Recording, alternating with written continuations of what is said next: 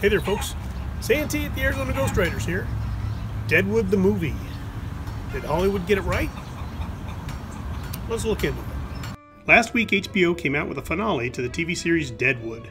It's been 13 years, and in that time we lost some cast members. However, many of us fans of the show appreciate getting a conclusion to this western. The series takes place in the mining town of Deadwood in Dakota Territory, early in its incarnation when prospectors and big mining companies were settling into their claims and finding gold left and right. Some events and many of the characters are based on their historic counterparts. This is not your typical episodic western, rather a gritty, dirty, foul-mouthed, violent, and at times comedic look at the wild frontier. I recommend you watch it. The movie takes place in 1889, 10 years after the series left off. Dakota is now celebrating statehood. The opening scene tells us that the town now has a train service. We also experience electric lights and a telephone. Electricity, incidentally, was introduced to Deadwood Gulch about 6 years prior. Just kidding.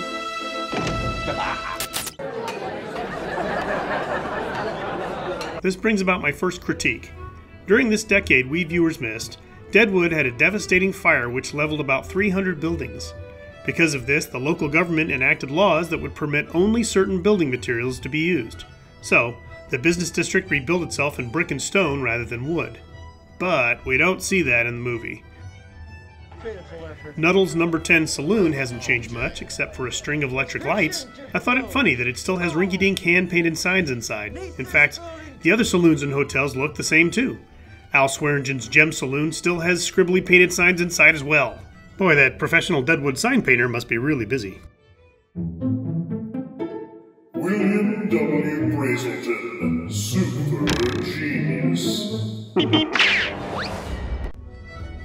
I get that electric lights may not have been that common, but for some businesses to have them while the street lights were still torches, well, that kind of confused me. In a comical scene, we see Mayor E.B. Farnham having to use a telephone for what we imagine is his first time. I loved the scene, and the impatient line behind him really added to it. A voice? Hello in there. On another historic note, it was nice to see the mention of ice as a special thing. It really puts into perspective what we take for granted today. Lemonade's on its way with chips of ice. How you like? Rest now. The language in the series has always been debated, a mix of very proper Victorian-era politeness with horrible vulgarities. Many of the profane words spoken in the series had been in existence for hundreds of years by that point. However, their use in the show has always seemed a bit extreme to some audience members. Fudging. Woo. Go on, get back to your flippin' alley. The costuming in this series has always been good, and for the movie they continued that. By this period in Deadwood's history, it's not just a bawdy mining town, but a commercial center for the entire Black Hills. We see some social improvements. The Gem Saloon no longer has soiled doves walking around half naked, and the town has a more upscale feel about it. More women in fancy Victorian dresses and men in suits. One of the bartenders wearing a gun belt over his apron was kind of interesting.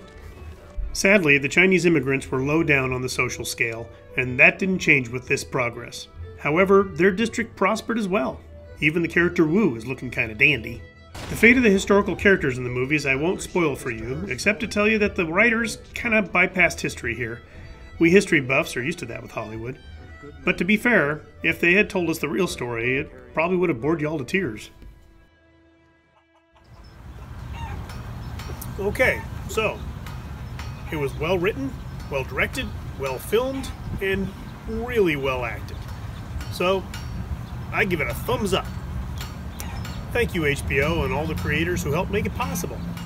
Whether you all know it or not, you're keeping the spirit of the Old West alive. Thank you.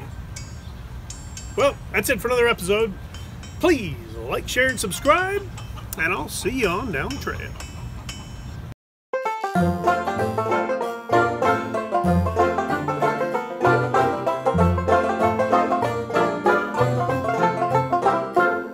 You are a vile creature.